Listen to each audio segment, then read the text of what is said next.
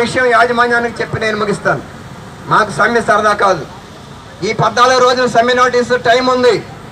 ఈలోపు మీరు కార్మిక సంఘాలను పిలిపించి మీరు చర్చలు చేసి మా న్యాయమైన డిమాండ్లు ఏవైతే ఉన్నాయో వాటిని పరిష్కారం చేయండి. డిమాండ్లో మనం కేవలం 6 పొందుపరిచాం.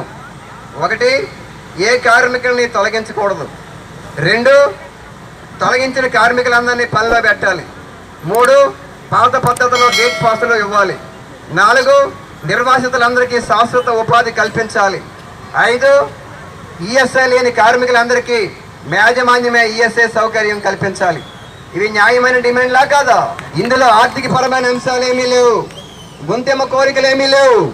అందుకని ఒక్క యాజమాన్యం కేంద్ర ప్రభుత్వం దిగొచ్చి మా జోలికి రాకుండా, మా ఉపాధి జోలికి రాకుండా ఈ స్టీల్ ప్లాంట్లో 25-30 ఏళ్ళు కష్టపడి పనిచేసి ఉత్పత్తి తీస్తే లాభాలు వచ్చినాయి.